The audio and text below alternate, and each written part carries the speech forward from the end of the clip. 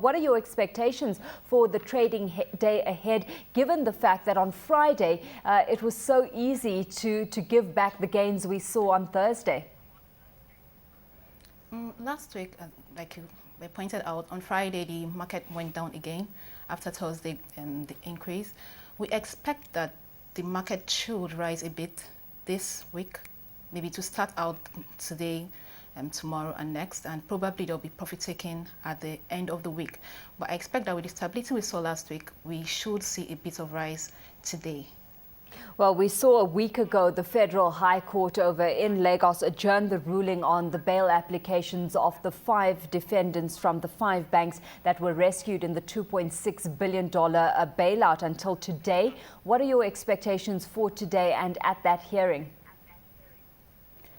I don't expect the bail application, the outcome, to directly affect the market. It would affect the banks directly, definitely, but for the market, I think we've gone past that. We expect that the bail applications, definitely, a lot of people are looking at them, but for the banks directly that's on the market, I don't see it affecting any other banks' prices apart from the banks directly affected. Analysts have feared, though, that we would stand on the threshold of a protracted legal wrangling here that could slow down efforts to actually sanitize the banking sector as a whole. What headwind in your books does this present for the longer-term cleaning up that the Central Bank of Nigeria has begun employing? The banks...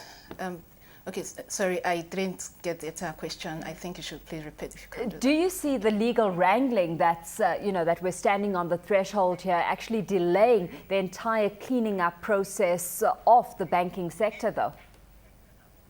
Okay, right now, I believe most people are more concerned about the earnings from these banks after the bank audit, that's the CBN audit, and not the legal proceeding, except a fresh litigation comes up concerning the MDs of these banks that could possibly bring them back.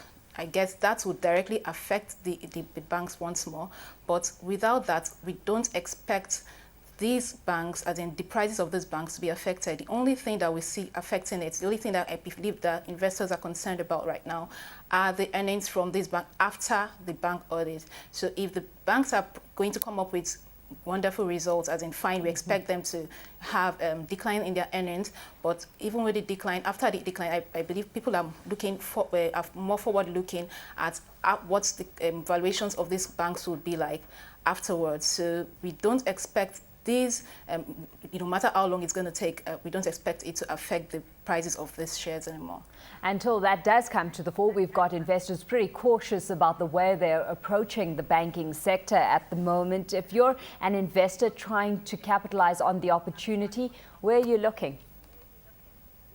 Right now, I believe we should be looking at those banks that have been cleared by the CBN, and those other banks that we believe, the CBN has said that we should expect no surprises, but I still feel that we might see some banks being hard hit by the CBN audit. The earnings, like I said earlier, is what we'll be focusing on. So for starters, we could start with those companies that have been cleared, and then those companies that would most likely be cleared from our valuations. So talking about companies that have been cleared, we're looking at GTB, First Bank, and probably UBA. And then for those ones coming up, we could look more at Access Bank and the likes.